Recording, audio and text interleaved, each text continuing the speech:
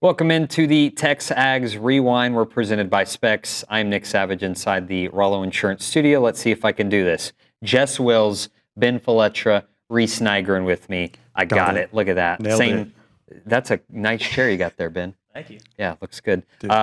We've had Jess before. Obviously, we've had Reese. Never had Ben on the Rewind. So, Ben, tell us just a little bit about yourself, like 15 seconds. Yeah, I'm Ben Feletra from Massachusetts. Coming all the way out here to College Station to work here, and man, I've loved every second of it. Well, he's literally done this week, so it's Yeah. probably the last time you'll see him. Anyways, Jess, favorite part of the show? My favorite part was probably lunch with Liucci. Cool. Reese, go. OB in the Go Hour. Nothing about me. And You're you. good And you. too, I Nothing guess. about me. And you. That's cool. We'll get to Ben on the other side. Watch the Rewind. Other thing that happened most notably, I don't know how much you watch the NBA Finals. I certainly am not an NBA fan by any means, but I did watch that final fourth quarter. Alex Caruso wins his second NBA title. I think he's like the fourth Aggie in 6 years to win an NBA title, and the first one with 2 in recent memory. So how cool is that for him? Yeah, and he's won it, 2 different places. Yep. So you can't say, oh, he was just, there. No, he's a very integral part. And, I think what that shows is how important it is to have, that glue guy. Mm-hmm. Because a lot of teams have superstars. And, yeah, superstars got to, they're obviously important. But, like the guy from the Timberwolves that everybody's talked about from Georgia, Edwards. Yeah, Anthony superstar. And, go out and play.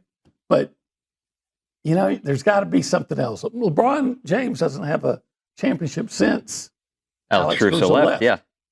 So Alex Coincidence? Caruso in the last, 5-6 years has been on 2 different teams to win championships. Yeah, he won it in 2020 with the Lakers. Chris Middleton won it with the Bucks in 2021. DeAndre Jordan with the Nuggets in 23, and then Caruso again in 25. He had 10 points, 3 steals last night, and had averaged 10.1 points per game in the finals. That Gorilla Glue or Elmer's or somebody needs to get Caruso to do like a endorsement. I'm the glue guy. Yeah, sure. And then another thing we're following, recruiting for Aggie football. Oh, man. Been on such a heater. Tristan Givens, 5-star defensive lineman, committed over the weekend as well. And just another commit for Mike Elko, and they're just rolling. So in about 3 or 4 days, they got the top running back in Texas and one of them top one in the country, and KJ Edwards followed up with Brandon Arrington, and then this guy Tristan Givens, and I wish the umpiring in Omaha was as good as the recruiting in College Station. Yeah, that would have produced a better ball game for sure. So here's the thing, and this is what I tweeted yesterday. Those umpires, after the final out was made, they got to walk off the field, escorted out, never have to say a word to anybody about their decisions. Meanwhile, had Coastal won the game, Kevin Schnall and his top assistant would have missed the game 3. Final, yeah. And now they've got to sit 2 games to start the next season. That's crazy, man, that the people that made that decision in that moment don't have to answer to it at all. Mm-hmm. They're judge, jury, and executioner, and nobody's going to come out and say, yeah, they overstepped their boundaries here. We can make it right. What I was hoping is that if Coastal had won the game, I was hoping the NCAA would come back and say, hey, we're going to let them coach in this final game. No kidding. Suspension enough for having to sit out essentially all 9 innings of game 2. But that in terms of outcome, that's about what I thought. Coastal super competitive as they were all year, but LSU just got too many horses. And that's why I thought that the matchup, the national championship games were LSU versus Arkansas. Mm-hmm. Like those were the best 2 teams there. Coastal to be able to run through the other side of the bracket was super impressive. And I think, even myself, I probably shortchanged them on their overall talent. When you look at their top 2 starters, I was really impressed with both of those kids. And then their lineup was old. It was unique. A lot of bat to ball. And they did a good job of battling. But, man, Cade Anderson and Anthony Ianson, We saw that at Bluebell Park. You saw it all year in the SEC. And what's funny is when kind of trying to bring this back to A&M baseball and what A&M baseball is doing recruiting-wise, they've added a couple pitchers here in the last week in Ethan Darden and Carson Bailey. And I see some criticisms on our site and just on social media about A&M adding guys that have ERAs around 5. Mm-hmm. But do you realize what Kate Anderson's ERA was going into last night? He's the best pitcher in college baseball. Going into that final game, I think it was a 3-3. So, you just don't get, out of starters and guys that throw for a long time, you just don't get a lot of sub-4 ERA in college baseball. So, Carson Bailey could impact the weekend rotation without question next year. 2 rooms, or position groups, I should say, that are pretty familiar with each other. Running back room and offensive line pretty much returning all of the starters. Just how big is that for the Aggie offense? And again, one of the top rushing offenses in the SEC last season. So knowing that everyone is back and ready to run it back, how big is that?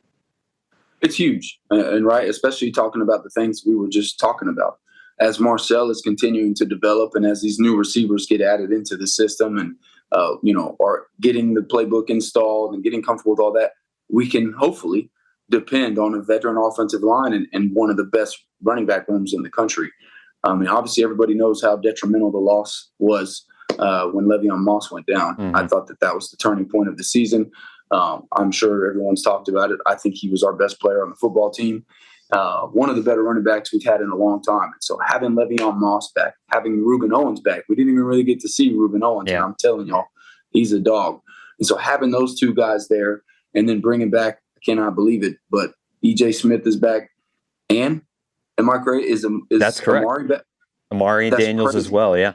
So, I mean, that's like a cheat code, for our offense. Like when things get tough, you got to be able to run the football in the SEC. You got to be able to slow down a little bit, let your defense rest, and pound the football. And now we're talking about Marcel taking that next step as a quarterback and the receivers meshing with this offense. So what a huge advantage for this team as they head into this season. It's going to be a big deal. Yeah, talk a little bit more about Ruben Owens. That's, Amari Daniels did a great job stepping up, being that number 2 guy when Ruben, was out for most of the beginning of the year. But I think me and you are on the same page with how we feel about Ruben Owens. He's what we saw his freshman year, little flashes we got last year. There's a lot of potential for him.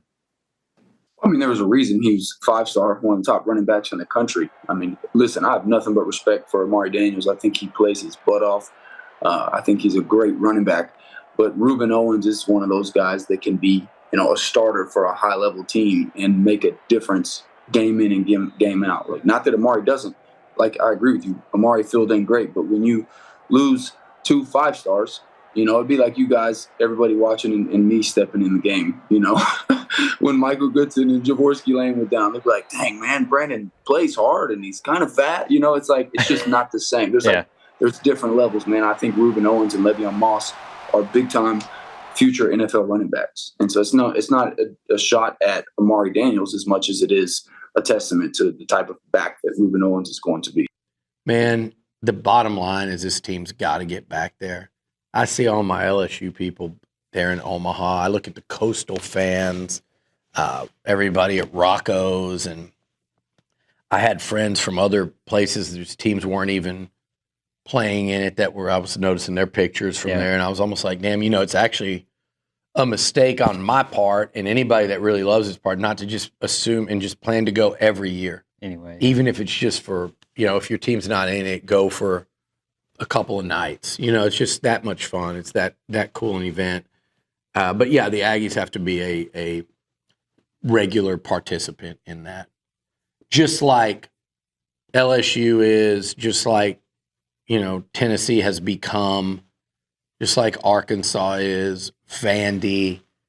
Who am I forgetting there? Mississippi State used to be, South Carolina used to be. You don't want to be one of those used to be. Florida would be, those would be the 5 that first come to mind as like the always participants. Texas is going to try to become that again. They used to be that as well. So there's a lot of competition for those spots. It's not easy to get to, but you need to field a team here at Texas A&M that every year has the potential to get there. There's going to be some years where you should get there. There's going to be some years where you're expected to compete for a national title. There's going to be some years where you just have a team that's good enough to get there, and you got to see if you can. But that should be where A&M is year in and year out, and they got to have a big bounce back this coming season and make that a realistic goal. And look, as you and nobody wants to hear this, and this is not, we're not looking. This is not a little trophy in here that's for a moral victory that we're about to break out. Well, if you it's wanna just a open that. cord. I swear, it's not. It's not a trophy for a moral victory. But the fact they won 2 out of 4 against LSU, they won a series here, and that was with Anderson and Ianson pitching. In 3 of those 4 games, they faced Anderson and or Ianson because they faced them both in Hoover. Mm-hmm. So 3 of those 4 games, they faced the best LSU had. Ben, tell the people what to do. Like, subscribe. We're on air. Like, subscribe, comment, go interact with the socials, and watch again. There we go. Sure, watch it again. Bye.